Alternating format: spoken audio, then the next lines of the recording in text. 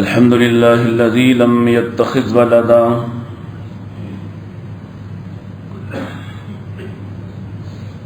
ولم يكن له شريك في الملك ولم يكن له ولي من الذل وكبره تكبيرا.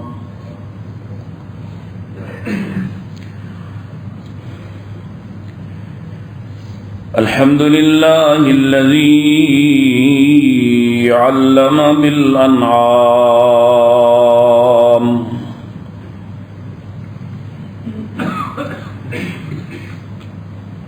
وحرم الحرام الذي خلق كل شيء وخلق الإنسان والأنعام.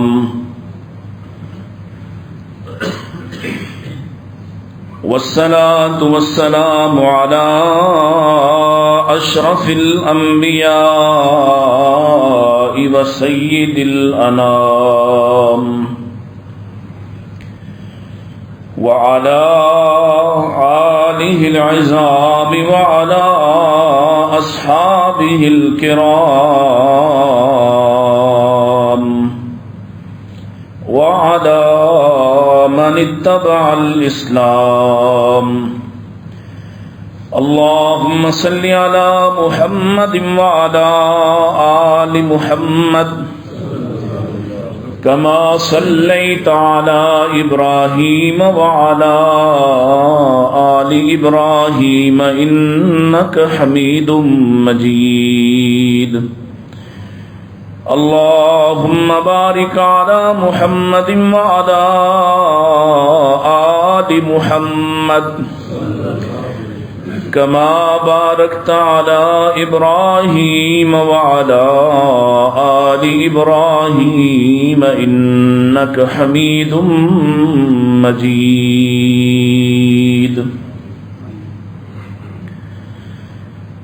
أعوذ بالله السميع العليم من الشيطان الرجيم. بسم الله الرحمن الرحيم. وَلَقَدْ كَتَبْنَا فِي الزَّبُورِ مِنْ بَعْدِ الذِّكْرِ أَنَّ الْأَرْضَ يَرِثُهَا عِبَادِيَ الصَّالِحُونَ.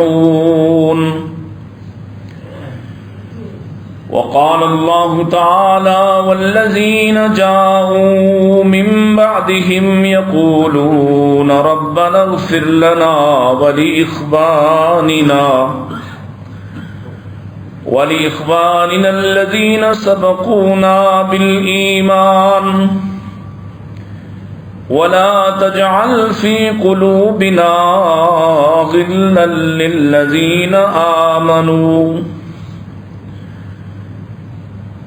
للذين آمنوا ربنا إنك رؤوف رحيم.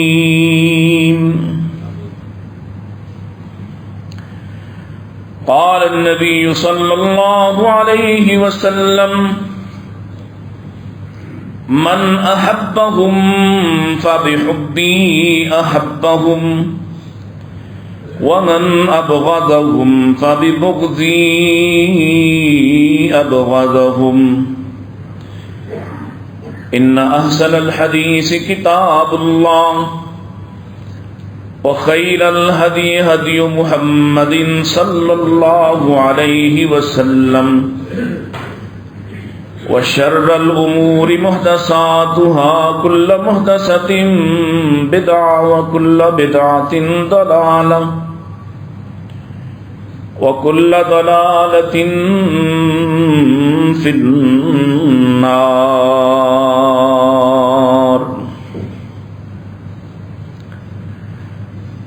حمد و ثنا، تعریفات، تسبیحات،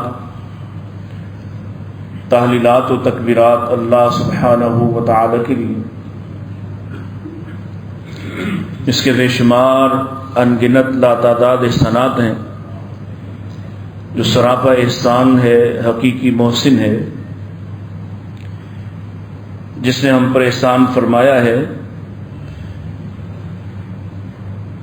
پانی کی ایک بوند سے جیتی جاگتی اور سب سے بہترین مخلوق میں پیدا فرمایا ہے،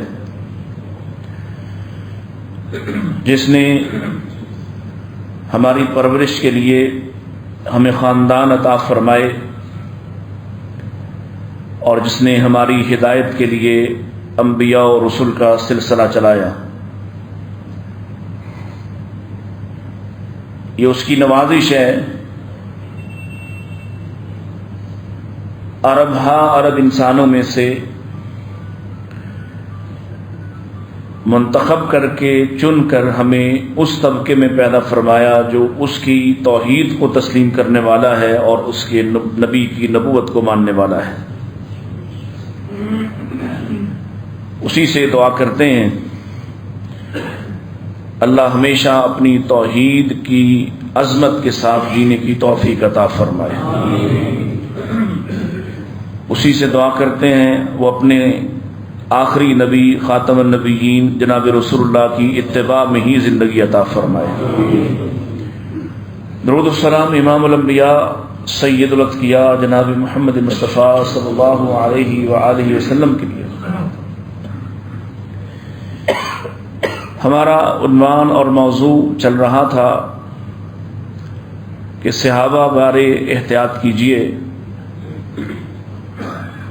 اور خاص طور پر ایک ایسے شخص کی کئی سالوں پر مبنی بدزبانی، شکوک و شبہات، تشکیک، لوگوں کے دلوں میں عظمت صحابہ کو داغدار کرنے کی سازش، اس کے جواب میں اسی کے چند اعتراضات کا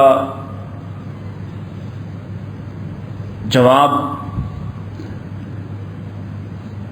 جو اعتراضات وہ صحابہ کرام پر یا ائمہ دین پر اٹھاتا ہے۔ آج اس سلسلے کا یہ آخری خطبہ ہوگا، لیکن یہ تعاقب انشاءاللہ تب تک چلتا رہے گا جب تک یہ فتنہ اللہ کی طرف سے اس کا خاتمہ نہیں ہو جاتا۔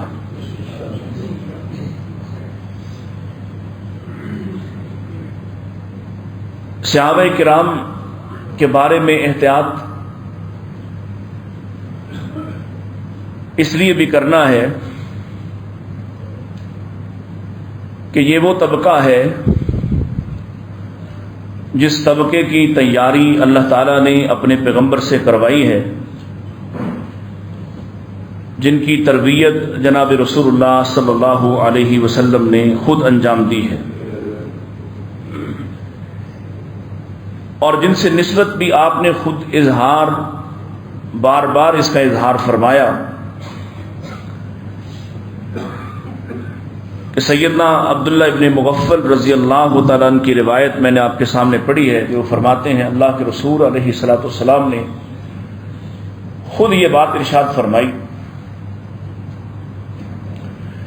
اور صحیح ابن حبان کی یہ روایت ہے۔ پیارے نبی فرماتے ہیں من احبہم فبحبی احبہم۔ لوگ اس ایجنڈے پر کام کر رہے ہیں کہ صحابہ کی محبت کو دلوں سے نکال دیا جائے، لیکن یہ اس لیے نہیں نکلے گی کہ آپ علیہ السلام کا یہ جو فرمان ہے یہ فرمان بھی ہے اور پیشین گوئی بھی ہے، کہ آپ فرماتے ہیں من احبہم فبحبی احبہم، جو ان سے یعنی صحابہ کی جماعت سے محبت کرے گا دراصل وہ میری محبت کی وجہ سے محبت کرتا ہے۔ ومن ابغضہم، اور جو ان سے بغض رکھتا ہے، نفرت رکھتا ہے، کینہ پالتا ہے، فببغضی ابغضہم، وہ دراصل ان سے ہی نفرت نہیں کرتا، یا ان سے اس لیے نفرت نہیں کرتا کہ یہ صحابہ ہیں بلکہ اس لیے نفرت کرتا ہے کہ وہ میرا بغض اور میرا کینہ اپنے سینے میں پالتا ہے۔ اب ایک طرف تو یہ اعزاز ہے صحابہ کے لیے کہ رسول اللہ صلی اللہ علیہ وسلم نے ان سے محبت کو اپنی محبت قرار دیا اور ان سے بغض اور نفرت کو اپنے ساتھ کینہ اور حسد اور بغض قرار دیا، اور دوسری طرف یہ بشارت اور دلیل بھی ہے، جب تک ایک بھی حق والا زمین پر موجود ہوگا اس کے سینے سے محمد رسول اللہ کی محبت نہیں نکالی جا سکتی ہے۔ یہ اللہ کی طرف سے واضح دلائل ہیں کہ جب تک خیر کا زمانہ سمیٹ نہیں دیا جاتا اور بالکل ہی شریر دنیا میں نہیں رہ جاتے، اور جب شریر دنیا میں ہوں گے تو اسی روز قیامت آ جائے گی کہ اس کے بعد پھر اللہ کی طرف سے کوئی سامنے کوئی رکاوٹ نہیں ہوگی قیامت کے قائم ہونے میں۔ گویا خیر کے آخری زمانے میں آخری فرد تک خیر تبھی باقی رہے گی اگر اس کے سینے میں محمد رسول اللہ کی محبت باقی رہے گی، اور جس کے سینے میں رسول اللہ کی محبت باقی رہے گی لامحالہ یہ دلیل اور بشارت ہے کہ اس کے دل میں صحابہ کی محبت بھی باقی رہے گی۔ اس لیے اس طبقے کے ساتھ یہ نسبت، یہ تعلق، یہ انسیت کبھی ختم نہیں ہو سکتا۔ نبی کریم علیہ الصلوۃ والسلام نے ان کی تربیت فرمائی ہے، آپ نے خود ان سے محبت کی ہے، آپ نے خود ان کے ساتھ والہانہ محبت کا اظہار کیا ہے، اور ان سے اظہار محبت کرنے کا درس اور تعظیم سکھائی ہے۔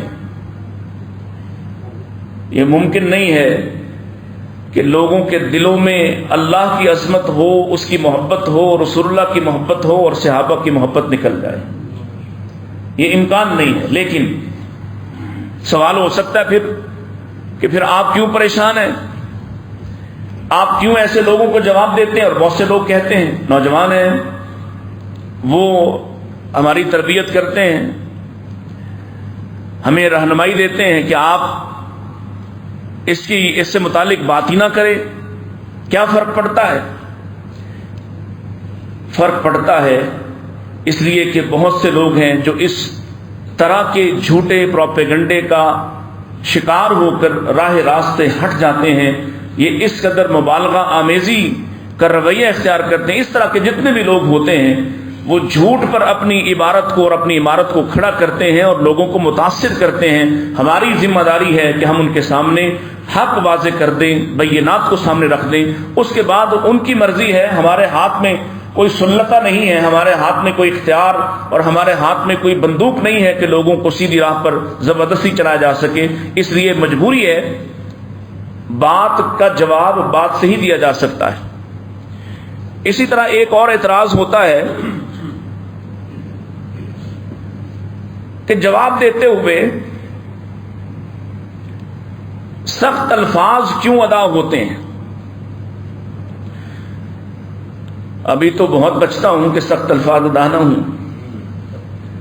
آپ مجھے بتائیں نا کہ جب وہ سیدہ عائشہ رضی اللہ تعالی عنہا کے بارے میں، صحابہ کرام کے بارے میں باغی کے الفاظ استعمال کرے تو ہم کیا جواب دیں؟ جب وہ کہے کہ میں فلاں پر مقدمہ قائم کر دیتا، فلاں کی گردن پر تلوار سونپ لیتا، تو ابھی تو بہت کوشش کرتے ہیں کہ جواب دینے میں تحمل اور تعامل دونوں کو استعمال کیا جائے۔ پھر بھی اگر کوئی بات سخت ہو جاتی ہے، عادتاً ایسا نہیں ہے، یہ اس محبت کا کوئی تھوڑا بہت اثر ہے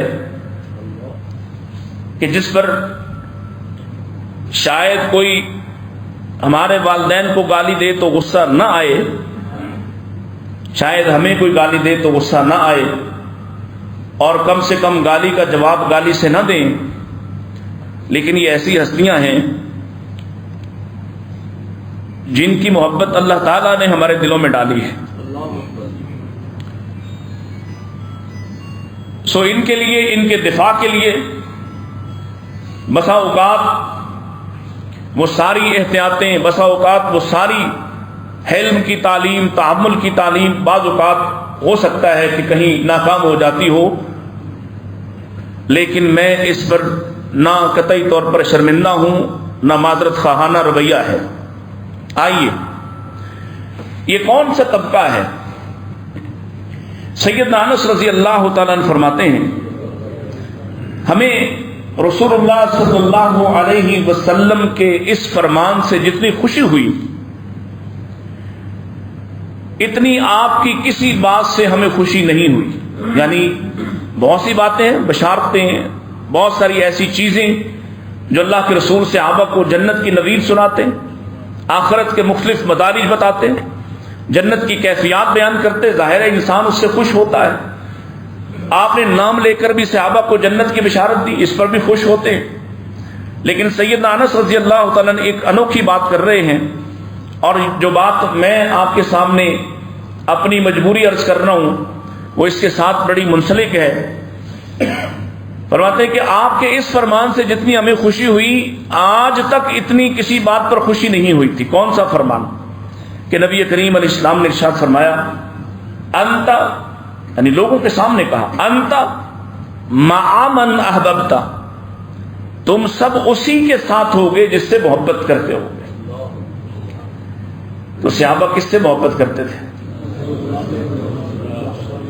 یہ انہیں دلیل مل رہی، انہیں ان کی محبت کا جواب مل رہا ہے، انہیں ان کی محبت کے بدلے مل رہے ہیں کہ تمہیں یہ مبارک ہو کہ تمہاری محبت مجھ سے ہے، تو جواب یہ ہے کہ تم کل قیامت کے دن میرے ہی ساتھ ہوگے۔ اصول یہ ہے انت مع من احببت۔ اور حضرت انس فرماتے ہیں کہ اس بات نے جتنا ہمیں خوش کیا جماعت صحابہ کو کہ ہم رسول اللہ کے ساتھ ہوں گے، ہم اللہ کے نبی کی معیت میں ہوں گے آپ کی محبت کی بنا پر۔ اللہ اکبر۔ اور پھر ساتھ کیا فرماتے ہیں؟ فرماتے ہیں فانا احب النبی وابا بکر وعمر وارجو ان اکون معهم بحبی ایاہم وان لم اعمل بمثل اعمالہم۔ فرماتے ہیں مجھے اسی بات کی وجہ سے یقین ہے، اگرچہ میرے اعمال ان لوگوں جیسے تو نہیں ہیں، لیکن میری محبت ان سے ہے کہ مجھے یقین ہے کہ میں بھی اللہ کے نبی کے ساتھ ہوں گا، ابو بکر کے ساتھ ہوں گا، عمر کے ساتھ ہوں گا، اپنی اس محبت کی بنیاد پر۔ تو ہمیں بھی انشاءاللہ یقین ہے۔ وہی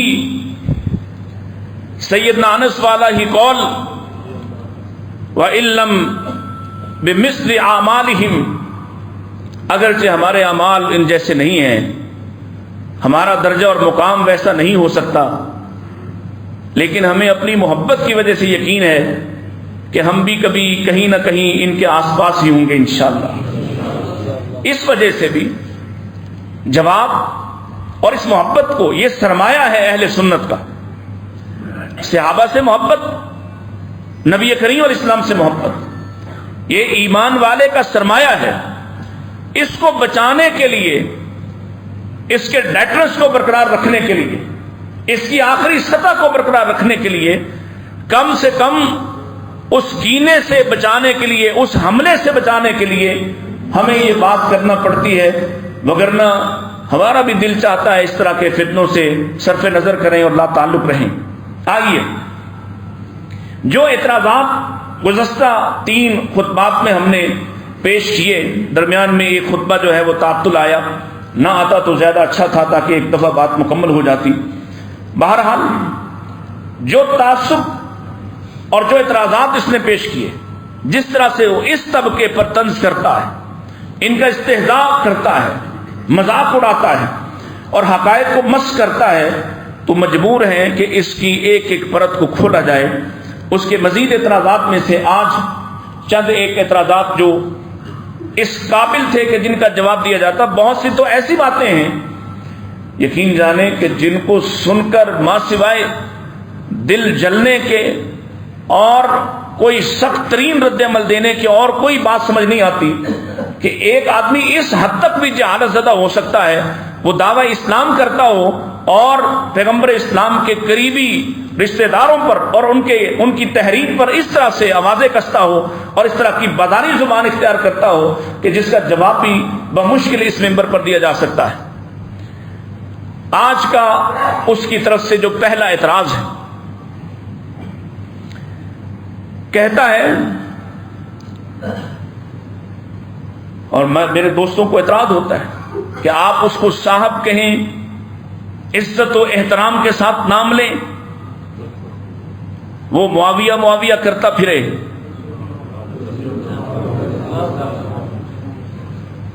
بڑی معذرت کے ساتھ احترام تو نہیں ہوگا، کیونکہ احترام تو بدلہ دیتا ہے۔ اگر احترام کرے گا تو احترام کریں گے، کم سے کم بدزبانی کے جواب میں احترام ختم ہو جائے گا۔ پہلا اعتراض آج کا، یہ سارے اعتراضات جو اب تک ہم نے بیان کیے، اس کی ویڈیو ایویڈنس ہمارے پاس موجود ہے، ایک بھی لفظ ایسا نہیں جو ہم نے خود بنا کر اس پر تھوپا ہو۔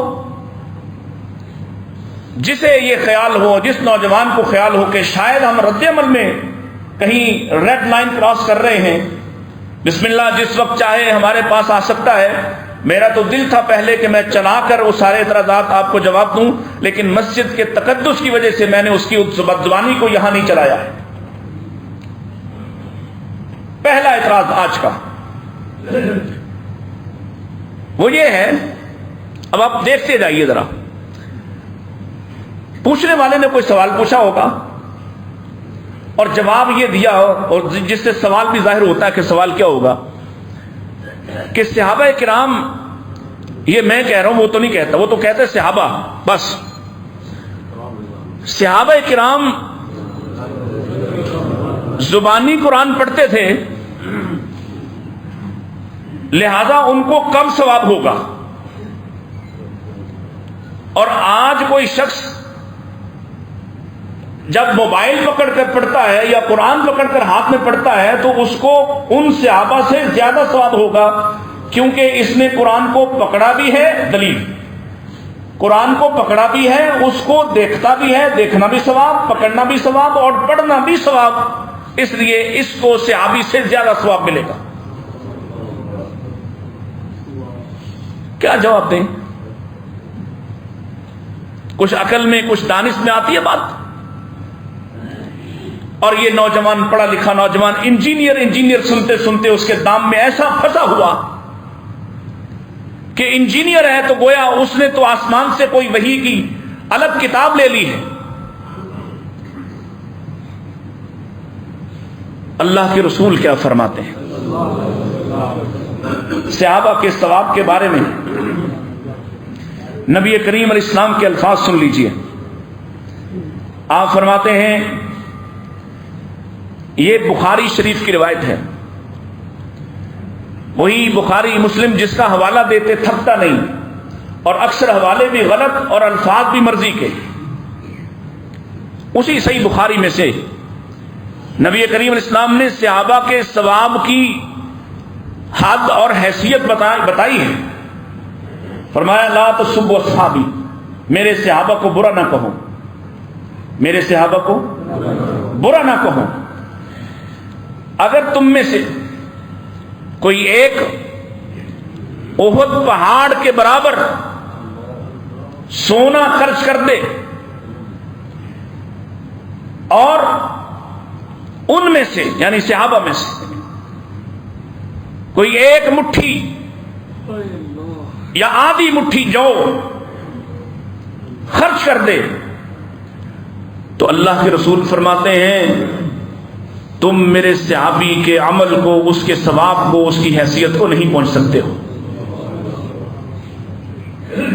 کجا یہ کہ صحابی کے مقابلے میں ایک عام آدمی قرآن پکڑتا ہے، اس کا ثواب، ایسے عجیب و غریب دلائل جنہوں نے براہ راست رسول اللہ سے قرآن کو سیکھا، جنہوں نے اس قرآن کی کتابت کی، جنہوں نے اس قرآن کو حفظ کیا، جنہوں نے اس کتاب کو، اس قرآن کو اپنے سینوں کی زینت بنایا، جن کی زبانوں سے مختلف لہجات میں آج تک قرآن محفوظ چلا آتا ہے، ان کے بارے کوئی شخص کہے کہ ان کو پڑھنے کا ثواب کم ملے گا اور آج کے مرزا جہلمی جیسے جاہلوں کو زیادہ ملے گا، کوئی انصاف تو کرو۔ اس طبقے کے عمل کے برابر، حالانکہ عام آدمی باہمی طور پر جب صدقہ کرتے ہیں، اللہ نے صدقہ کرنے والے کے درمیان مرد عورت کا کوئی فرق نہیں رکھا،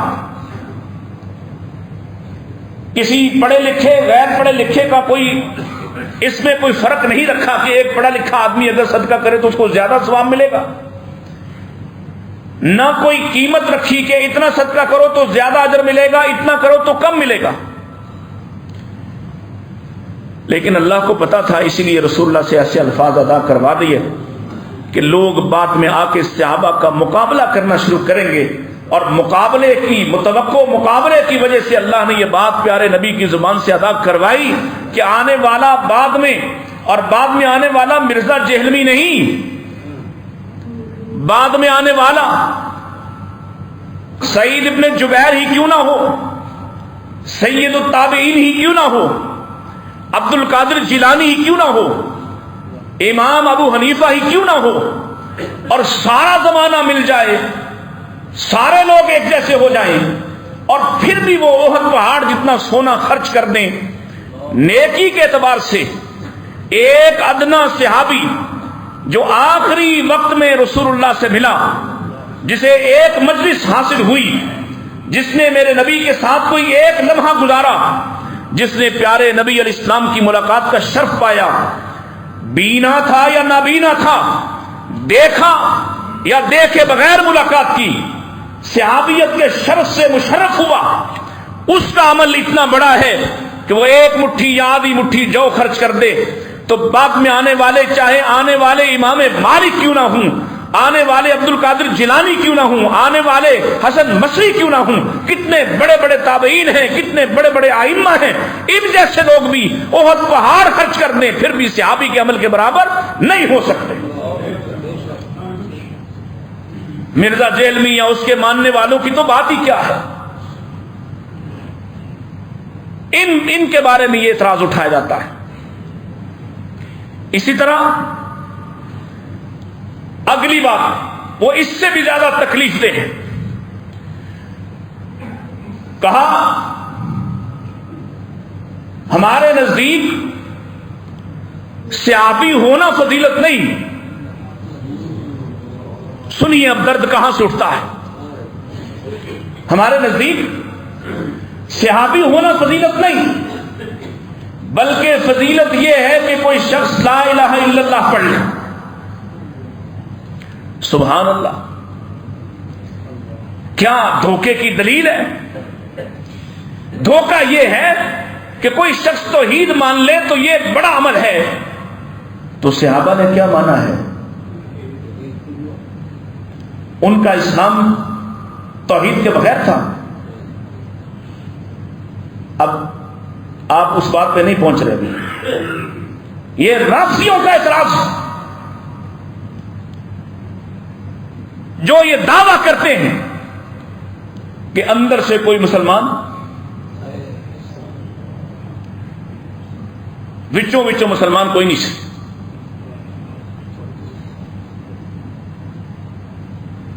جس وقت صحابہ نے یہ کلمہ پڑھا ہے نا،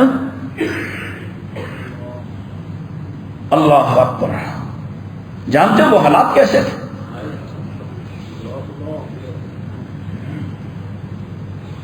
تب یہ کہنا کہ اللہ کے سوا کوئی دوسرا نہیں، اپنے آپ کو موت کے حوالے کرنا تھا۔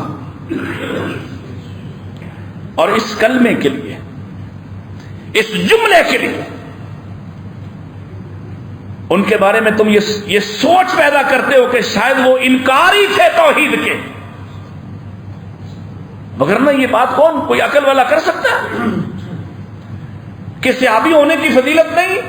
صحابی ہوتا ہی وہ ہے جو توحید کو پہلے تسلیم کرتا ہے، پھر محمد رسول اللہ کی ختم نبوت کو تسلیم کرتا ہے، جو آپ پر ایمان لاتا ہے صحابی بنتا ہے، جو آپ سے ملاقات کرتا ہے صحابی بنتا ہے۔ لیکن اس سے بھی بنیادی بات کیا ہے؟ اللہ کے رسول کیا کہتے تھے؟ سب سے پہلا جملہ لوگوں سے کیا کہتے تھے؟ کیا کہو؟ بولو،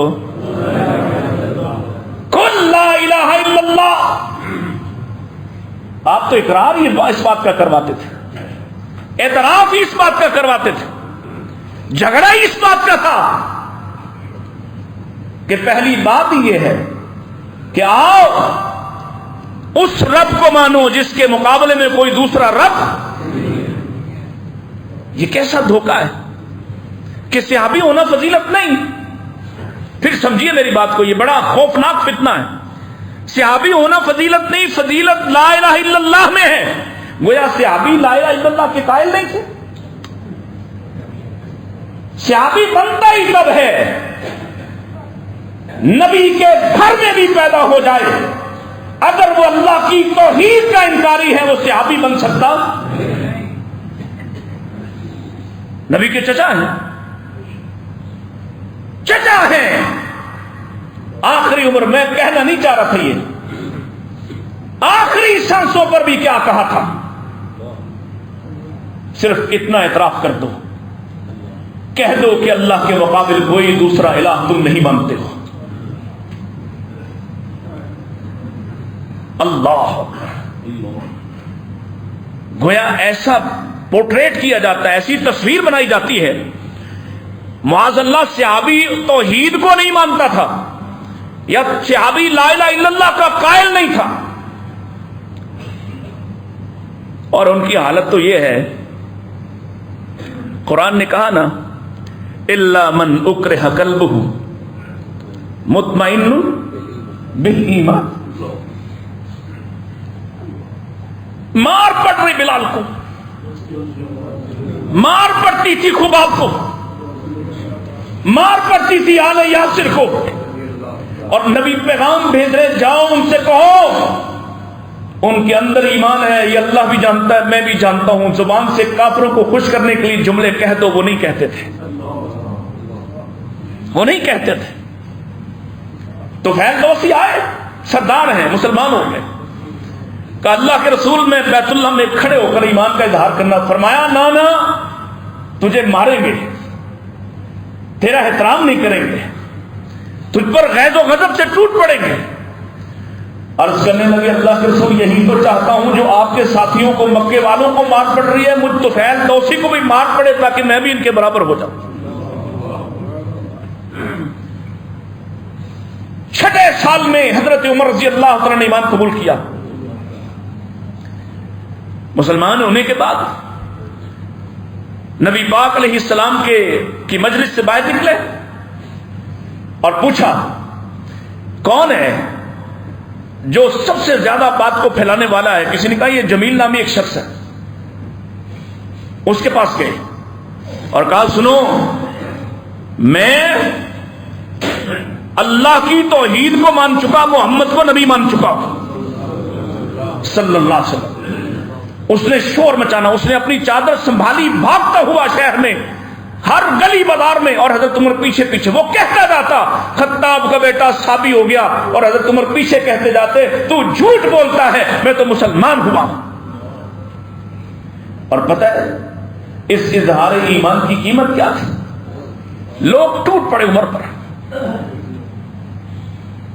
لوگ عمر پر ٹوٹ پڑے، وہ عمر کو مارتے جاتے تھے، عمر ان کو مارتے جاتے تھے، حتیٰ کہ دن چڑھایا، یعنی دوپہر ہو گئی، لڑ لڑ کر۔ تو ایسا دھوکہ دیتا ہے جیسے صحابی توحید چھپانے والا تھا۔ ان کے تو سینوں پہ پتھر کی سلیں رکھی جاتی، ان کو تو ٹکٹکیوں پہ باندھ کر کہا جاتا صرف پیچھے ہٹ جاؤ، توحید کا جملہ چھوڑ دو، تمہیں چھوڑ دیا جائے گا۔ وہ ٹکڑے ہو گئے، توحید کو چھوڑا؟ اللہ. پھر سمجھیے اس بات کو کہ صحابی کی فضیلت، اصل میں مسئلہ صحابی کی فضیلت کو کم کرنا ہے. تکلیف یہ ہے کہ صحابہ کو کسی طرح سے نیچے کیا جائے. اب اس ضمن میں ان کی فضیلت کے حوالے سے ہماری پہلی دلیل سن لیجئے، اور دل یہ چاہتا ہے کہ اسی کی زبان میں کہوں کہ لو پھکی دینے لگا ہوں، تو تم دیتے پھرتے ہو نا پھکیاں لوگوں کو، اور پھکی بھی بخاری شریف سے ہے. حدیث کا نمبر ہے 2652، اور نبی پاک علیہ السلام سے حضرت عبداللہ ابن مسعود بیان فرماتے ہیں، وہ عبداللہ ابن مسعود جس کی چھوٹی چھوٹی پنڈلیاں تھیں، نحیف و نزار سا بدن تھا، جس کو مار پڑتی تھی، لیکن وہ توحید کے کلمے بلند کیا کرتا تھا. انہوں نے کہا، اللہ کے رسول نے فرمایا، خیر الناس کرنی، سارے زمانوں سے لوگوں کے لیے بہترین زمانہ میرا زمانہ ہے. کرنی میرا وقت ہے، اور میرا وقت، بعض علماء نے اس کو اور کھولا ہے. قرنی کے اندر 4 الفاظ ہیں، قاف، را، نون، یا. علماء نے کہا اللہ کے رسول نے اپنے زمانے کو علی کے زمانے تک پھیلایا ہے، کہ آپ کا زمانہ جس کی وضاحت آپ کر رہے ہیں، ایک کرنی میں کاف صدیق کا ہے، را عمر کی ہے، نون عثمان سے تعلق رکھتی ہے، اور یا کا تعلق علی سے ثابت ہوتا ہے. وہ اللہ کے رسول یہ بات فرما رہے ہیں، میرا زمانہ وہ ہے جس میں ابو بکر بھی ہیں، عمر بھی ہیں، عثمان بھی ہیں، علی بھی ہیں. سب سے بہترین زمانہ میرا زمانہ ہے. ثم الذین یلونہم، پھر ان کے بعد والا ان کے ساتھ ملا ہوا زمانہ. ثم الذین یلونہم، پھر ان کے ساتھ ملا ہوا زمانہ. یعنی پہلا زمانہ جس میں صحابہ ہیں اور آپ ہیں، یہ بہترین لوگوں پر مبنی ہے، یہ فضیلت والے لوگ ہیں. ان کا مقابلہ سارے جہان میں کسی دوسرے سے کیا جا سکتا. پھر اس کے بعد والے لوگ ہیں، یعنی جنہوں نے صحابہ کو دیکھا ہے، پھر وہ لوگ جنہوں نے صحابہ کے شاگردوں تابعین کو دیکھا ہے. دوسری دلیل اس ضمن میں سنیے، سیدنا عمر رضی اللہ عنہ سے روایت ہے، اور یہ سنن الکبریٰ کی روایت. فرماتے اللہ کے رسول اسلام نے فرمایا، اکرموا اصحابی، میرے صحابی کی تکریم کرو، عزت کرو. فَإِنَّهُمْ خِيَارُكُمْ، کہ یہ تم سب سے بہتر ہے، یہ تم سب سے بہتر ہے. ثُمَّ الَّذِينَ يَلُونَهُمْ، ثُمَّ الَّذِينَ يَلُونَهُمْ، پھر ان کے بعد والے لوگ، پھر ان کے بعد والے لوگ، یعنی سب سے بہترین لوگ صحابہ ہیں. تیسری دلیل سنیے، نبی کریم علیہ الصلوۃ والسلام ارشاد فرماتے ہیں، اور اس بات کے راوی سیدنا معاویہ بن حیدہ القشیری، اور روایت ترمذی شریف کی، حدیث کا نمبر 3001، فرمایا انتم تتمون 70 امہ. صحابہ سے ارشاد فرمایا کہ تم 70ویں امت کو پورا کر رہے ہو، یعنی تمہارا نمبر 70واں ہے، تم تکمیل پر آئے ہو. انتم خیرھا، تم سب سے بہتر ہو، جو پہلے گزر گئے ان سے بھی. وَأَكْرَمُهَا عَلَى اللَّهِ، اور اللہ کی دھرتی پر تم سے زیادہ عزت والا کوئی دوسرا. یہ رسول اللہ کی الفاظ ہیں. چوتھی دلیل سنیے، اور پھر یہ حضرت مرزا صاحب، یہ پھر آپ کے لیے فقی بخاری مسلم سے ہے. اور ابو سعید خدری رضی اللہ عنہ راوی ہیں، اور فرماتے ہیں کہ رسول اللہ صلی اللہ علیہ وسلم نے ارشاد فرمایا یاتی علی الناس زمان، لوگوں پر ایک زمانہ آئے گا کہ لوگ جہاد کے لیے نکلیں گے، ایک جماعت نکلے گی جہاد کرنے کے لیے، اور جب یہ جماعت لڑائی کے لیے نکلے گی تو ان سے پوچھا جائے گا فیکم من رأى رسول اللہ، کیا تمہارے اندر کوئی ایسا ہے جس نے رسول اللہ کو دیکھا؟ یعنی ان لڑنے والوں میں کوئی صحابی بھی ہے؟ فیقولون نعم، کہا جائے گا ہاں ہمارے ساتھ صحابی ہیں۔ فیفتح لہم، اللہ کے نبی فرماتے ہیں صحابی کی برکت کی وجہ سے اللہ ان کو غالب کر دے گا، ان کو فتح عطا کر دے گا۔ پھر ایک جماعت نکلے گی اور لوگ اس جماعت سے، جہاد پر جانے والی اس جماعت سے پوچھیں گے، سوال بدل جائے گا کیا تم میں کوئی ایسا ہے جس نے رسول اللہ کے دیکھنے والے کو دیکھا ہو؟ یعنی صحابی کو ملاقات کی ہو، صحابی کا شاگرد ہو، اس کے اولاد میں سے ہو، ان سے ملاقات کرنے والوں میں سے ہو۔ کہا جائے گا کہ ہاں ہم میں ایسے لوگ ہیں جنہوں نے صحابہ کو دیکھا، جو صحابہ کے ساتھ رہے۔ جب یہ بات ثابت ہو جائے گی، اللہ کے رسول فرماتے ہیں اللہ ان کو بھی غالب کر دے گا، ان کو بھی فتح عطا کر دے گا۔ تیسرے الفاظ روایت کے کہ ایک اور جماعت پھر کسی اور زمانے میں نکلے گی، یعنی تیسرے زمانے میں، جن زمانوں کی ہم بات کر رہے ہیں، اور ان سے پوچھا جائے گا حل فیکم من رأى، الفاظ سنیے حدیث کی، یہ صحیح مسلم کی 2532، صحیح بخاری کی 3649، دونوں روایتوں کو میں آپ کے سامنے عرض کر رہا ہوں، کیونکہ جو بیمار ہے نا یہ حدیث کا نمبر بتاتا ہے، جا کے کبھی پڑھنا کیا حدیث بھی پوری بتاتا ہے کہ نہیں بتاتا، اور اس کا جو مفہوم اور خلاصہ بیان کرتا ہے وہ کس نے بیان کیا۔ پوچھا جائے گا حل فیکم من رأى من صحیبہ رسول اللہ، کیا تم میں ایسے لوگ ہیں جنہوں نے صحبت اختیار کی ہو ان کی، جنہوں نے صحبت اختیار کی ہو اور نبی پاک کے صحابہ کی؟ تبع تابعین، پہلا طبقہ کون سا ہے؟ صحابہ، اس وجہ سے غلبہ پائیں گے کہ رسول اللہ کو دیکھا، صحابی ہونے کی بنا پر۔ دوسری جماعت غالب آئے گی اس وجہ سے کہ انہوں نے صحابہ سے ملاقات کی، اور اب تیسری جماعت سے تبع تابعین کی فضیلت بیان کی جا رہی، صرف صحابی کی نہیں، کہ جنہوں نے رسول اللہ کے ساتھیوں کو دیکھنے والے کو دیکھا ہو، کیا وہ تم میں موجود ہیں؟ کہا جائے گا ہاں ہیں۔ کہا جائے گا اگر وہ ہیں پھر اللہ تمہیں فتح یاب کر دے گا، اللہ پھر ان کو فیفتح لہم، اللہ ان کو فتح یاب کر دے گا۔ یہ صحابہ کی عظمت ہے،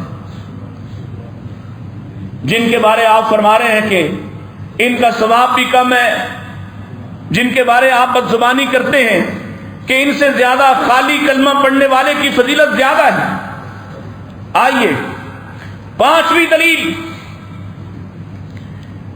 اللہ نے قرآن مجید میں کیا فرمایا؟ لقد رضی اللہ عن المؤمنین اذ یبایعونک تحت الشجرہ، وہ لوگ جنہوں نے درخت کے نیچے بیٹھ کر رسول اللہ کے ہاتھوں پر ہاتھ رکھ کر بیعت کی ہے، اللہ ان سب ایمان والوں سے راضی ہے۔ فضیلت کی بات، اس بیعت میں شریک تمام جتنے بھی صحابہ 1400 یا 1600، اللہ کے رسول نے اس کا ترجمہ خود ارشاد فرمایا۔ کیا فرمایا؟ سنیے، فرمایا لا يدخل النار انشاء اللہ من اصحاب الشجرہ احد من الذین بایعوا تحتها، ان صحابہ میں جنہوں نے اس درخت کے نیچے بیٹھ کر میرے ہاتھ پر ہاتھ رکھ کے اللہ کے لیے بیعت کی ہے، ان میں سے کوئی ایک بھی جہنم میں جائے گا؟ ان میں سے کوئی ایک بھی جہنم میں جائے گا؟ ان میں کون ہے؟ ابو بکر ہے، عمر ہے، طلحہ ہے، عبید اللہ ہے۔ اللہ اکبر! اس میں اس جماعت میں کون کون لوگ شامل ہیں؟ یہ وہ صحابہ کی جماعت اس میں جنہوں نے بیعت کی اللہ کے رسول کو، ایک بھی جہنم نہیں جائے گا، ایک بھی جہنم۔ غلطی ہو جائے پھر بھی، غلطی ہو جائے، بولو بولو، ڈرو نہیں، غلطی ہو جائے پھر بھی۔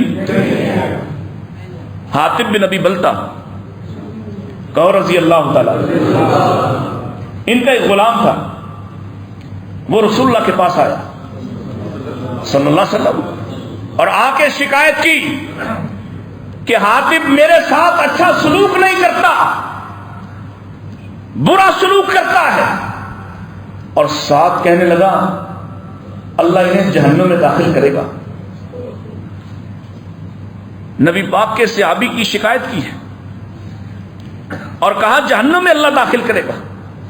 میرے نبی فوراً فرماتے ہیں کذبتا، تو جھوٹا ہے، تو جھوٹ کہتا ہے، اس لیے کہ حاتب وہ ہے فقط شہیدہ بدرم والحدیبیہ، حاتب نے جنگ بدر بھی لڑی ہے اور شجر کے نیچے میرے ہاتھ پہ ہاتھ رکھ کے بیعت بھی کی ہے، یہ جہنم جائے گا؟ کوئی مرزا صاحب کو بتایا جا کر کہ یہ فضیلت ہے، اور پھر حاتب سے اس سے بھی بڑا ایک سنگین جرم ہوا۔ رسول اللہ صلی اللہ علیہ وسلم نے فتح مکہ کے موقع پر پابندی لگائی کوئی شخص رابطہ نہ کرے۔ حاتب وہ ہیں جنہوں نے خط لکھا، ان کا خاندان، ان کے بیوی بچے مکہ میں رہتے تھے اور مکے والوں پر ایک احسان کرنے، پتا تھا مغلوب تو ہو جائیں گے، فتح مل جائے گی، لیکن میں ایک احسان کر دوں تاکہ وہ بدلے میں مسلمانوں کو تنگ کریں گے تو میری خاندان میرے بچوں کو تنگ نہ کریں، یہ احسان کرنا چاہا۔ ایک خط لکھا اور خط لکھ کر ایک جانے والی ایک مسافر عورت کو دیا، اس نے اپنے لباس یا اپنے بالوں میں چھپایا۔ اللہ نے پیارے نبی کو خبر کر دی، جاسوسی ہو گئی ہے۔ کتنا بڑا جرم ہے، کتنا بڑا جرم ہے۔ عورت پکڑی گئی، سیدنا علی گئے، اس کے پاس سے نکل نہیں رہا۔ حضرت علی فرماتے ہیں تمہارا لباس اتار دیں گے وگرنہ وہ خط دے دو، تم جھوٹی ہو سکتی ہو، ہمارے نبی جھوٹے، نکالو۔ اس دھمکی پر اس نے اپنے بالوں کو کھولا اور خط دیا۔ خط صاف ظاہر ہے حضرت حاتب کی طرف تھا۔ واپس آئے، حضرت عمر کے سامنے اس خط کو پڑھا گیا، رسول اللہ کے اور بھی صحابی، حضرت عمر رضی اللہ عنہ کھڑے ہو گئے غصے سے، اللہ کے رسول یہ منافق ہو گیا، مجھے حکم دیجئے میں اس کی گردن مار دوں۔ اور کیا فرمایا میرے نبی نے؟ عمر تمہیں یاد نہیں رہا وہ بدری ہے، تمہیں یاد نہیں رہا وہ؟ مرزا صاحب تم کہتے ہو کہ میں صحابہ کی غلطیاں بیان کروں گا، تمہیں یاد نہیں ہے کہ وہ کون ہے؟ اس سے بڑی غلطی کیا ہوگی؟ لیکن میرے نبی فرماتے عمر تمہیں یاد نہیں ہے وہ بدری ہے۔ اور پھر کہا سنو، تم جانتے ہو نا اللہ نے بدر والوں کی طرف جھانک کر دیکھا اور فرمایا آج کے بعد یہ کچھ بھی کر لیں ان سے کوئی مواخذہ نہیں ہوگا، ان سے کوئی بدلہ نہیں دیا جائے گا، ان کو کوئی سزا نہیں دی جائے گی۔ لیکن بدبختی ہے، بہت سی چیزیں ایسی ہیں، میں صرف ذکر کر دیتا ہوں تاکہ آپ کو اندازہ ہو اس شخص کے بغض کا، اس کی نفرت کا، مگر نہ وقت نہیں بچا کہ میں اس کی وضاحت کروں۔ مثلا بنو امیہ سے نفرت کا اظہار کرتے ہوئے کہتا ہے، اور رسول اللہ کے ساتھ ایسے الفاظ منسوب کرنا کہ جو معاویہ نے، جو بسر بن ارتاب نے، جو عمرو بن العاص نے، جو مغیرہ بن شعبہ نے کیا، اللہ کے نبی علیہ السلام نے پہلے ہی بتا دیا تھا کہ انہوں نے امت کے ساتھ کم پانا ہے۔ تمہاری زبان پر لعنت، اس قدر غلیظ ہو تم، میرے نبی کے ساتھ یہ الفاظ جوڑتے ہو جس نے بدترین دشمنوں کے ساتھ بھی کبھی ایسا لفظ نہ کہا ہو. ویڈیو میرے پاس موجود ہے، جس کی غیرت دیکھنے کے لائق ہو دیکھ سکتا ہے. اللہ اکبر.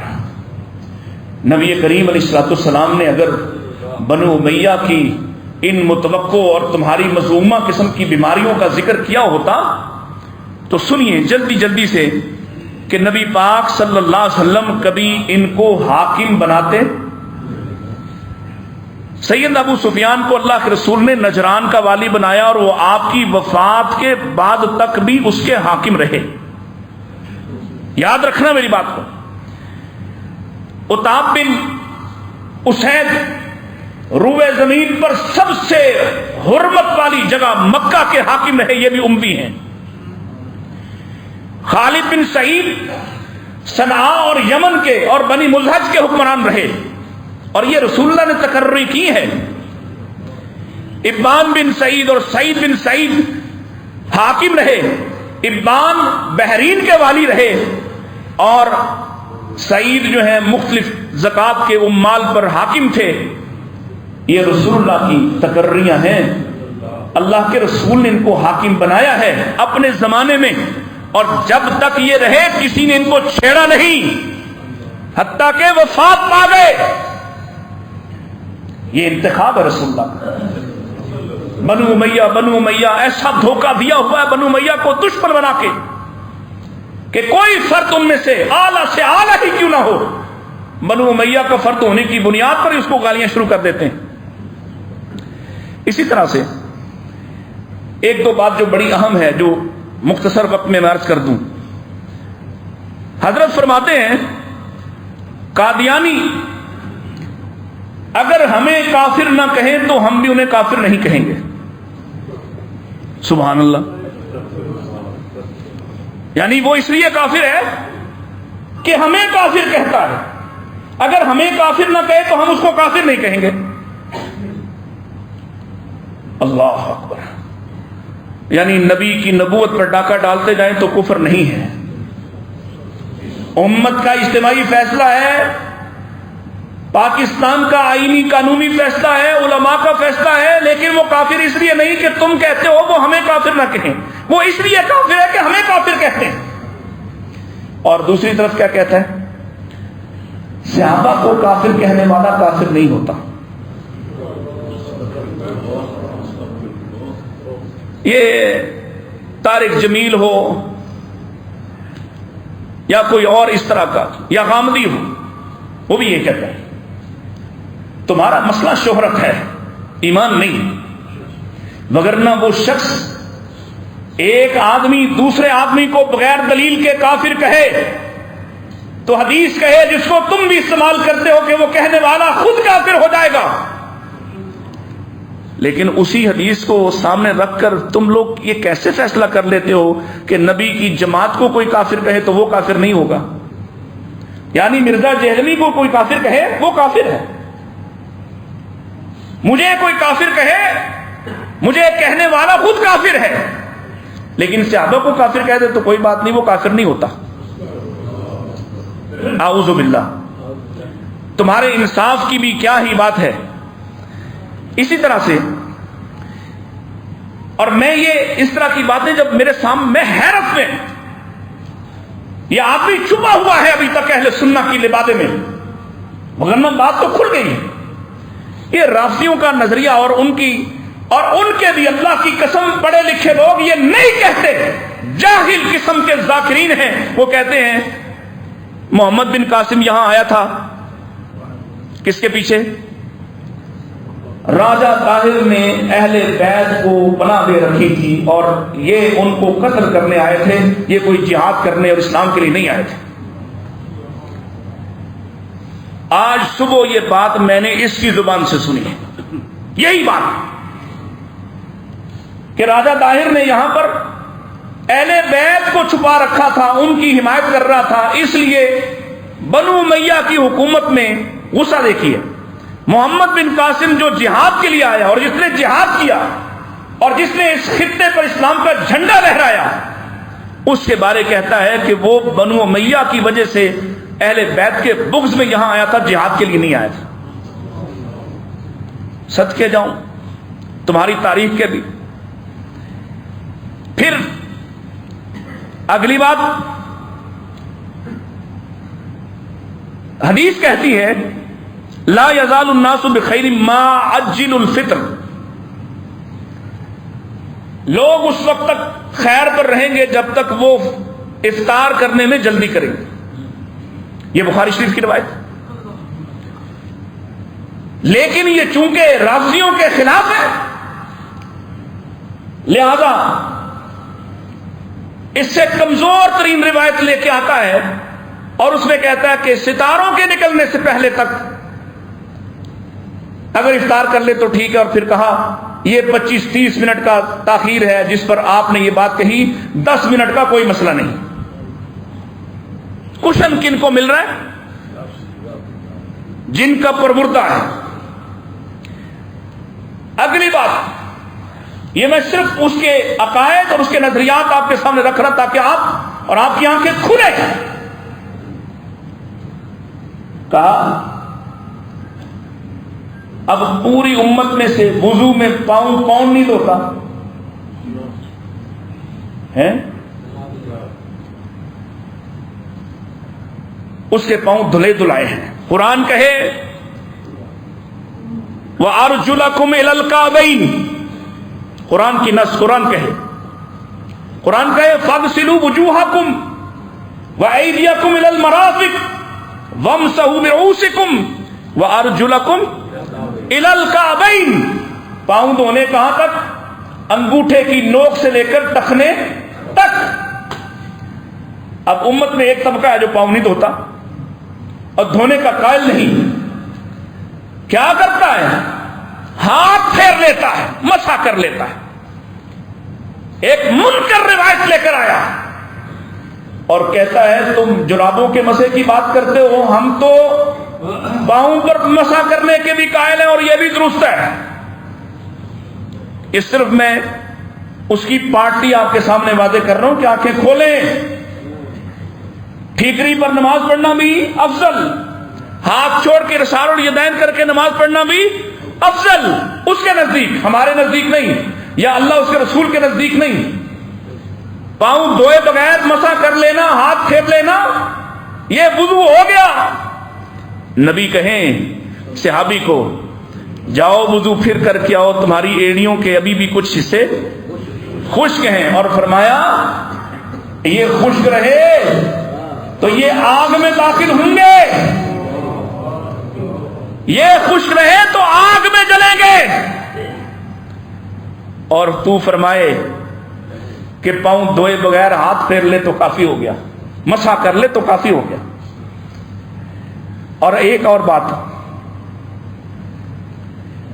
اللہ اکبر، امام ترمذی کے بارے اور دیگر ائمہ، حضرت ابن تیمیہ کے بارے میں بڑی بدزبانی کی، کہا میں آج وہ زندہ ہوتے تو پاکستان میں ان کے خلاف مقدمہ کرتا۔ تو ہے کون؟ ابن تیمیہ جانتا ہے کون ہے؟ تجھے تو ان کی کتابوں کا نام بھی ٹھیک سے نہیں آتا ہوگا۔ اور ابن تیمیہ نے اس وقت کام کیا جس نے جیل میں کتابیں لکھی امت کی رہنمائی کے لیے، جس نے جہاد کیا تاتاریوں کے مقابلے میں، جب بادشاہ اور شہنشاہ اور سپہ سالار تلوار پھینک بیٹھے تو امام ابن تیمیہ تھے جو تلوار اٹھا کر کھڑے ہو گئے۔ اس ظالم کو پتہ ہی نہیں کہ میں کس پر حملہ کرتا ہوں۔ امام ترمذی پر ایک روایت لے کر آئے، آخری بات عرض کر دیتا ہوں۔ وہ روایت لے کر آئے، انہوں نے حضرت علی رضی اللہ تعالیٰ عنہ کی نماز کے بارے میں ایک روایت لے کے آئے کہ سب سے پہلا فرد جس نے رسول اللہ کے ساتھ نماز پڑھی وہ سیدنا علی ہے۔ اب حدیث آپ نے وضاحت کر دی، حدیث صحیح ہے۔ نبی پاک علیہ الصلوۃ والسلام اپنے گھر میں تھے، آپ اپنی بیوی سیدہ خدیجہ جو مسلمان ہو چکی ہیں ان کے ساتھ مل کے نماز پڑھ رہے تھے۔ حضرت علی آئے، انہوں نے دیکھا آپ کیا کر رہے ہیں، پوچھا۔ ابھی تک علی رضی اللہ عنہ کو پتا نہیں تھا، آپ نے بتایا میں اللہ کا رسول ہوں اور یہ نماز ہے، اس کی عبادت ہے، تو وہ بھی ایمان قبول کر کے وہ بھی نماز میں شامل ہو گئے۔ صحیح روایت ہے، کس کو انکار ہے؟ اب یہاں امام صاحب نے بھی روایت پوری بیان کی ہے ساتھ امام صاحب نے حاشیہ دینے کا مقصد یہ نہیں کہ علی کی فضیلت کا انکار ہو رہا ہے، حاشیے میں یہ دیا کہ سب سے پہلا ایمان لانے والا ابو بکر ہے رضی اللہ تعالیٰ، اور اس میں کوئی اختلاف بھی نہیں ہے، لیکن تکلیف اٹھی اور کہتا ہے دیکھو اس وقت بھی ناسبیت ان کے اندر تھی۔ ناسبی کہتے ہیں اس شخص کو جو صحابہ کی، حضرت علی کی جو شان میں، اہل بیت کی شان میں کمی کرتا ہو، اس کو ناسبی کہتے ہیں۔ کہا یہ اس وقت بھی تھے، دیکھو بزرگوں کو تکلیف ہوئی اور وہ ساتھ ہی علی کی فضیلت کے ساتھ ہی ابو بکر کی فضیلت بیان کر، بزرگوں کو تکلیف نہیں ہوئی، تجھے ہوئی ہے، جس کو تکلیف یہ ہوئی کہ علی کی فضیلت کے ساتھ ابو بکر کی فضیلت کیوں بیان ہوئی ہے۔ حالانکہ صرف انہوں نے پہلا نماز پڑھنے والا ذکر کیا تو ساتھ حاشیے میں پہلا ایمان لانے والا بھی ثابت کر دیا، اور کوئی اختلاف نہیں اور حضرت علی کے خلاف نہیں۔ بدبختی ہے کہ آدمی اس طرح سے سوچے۔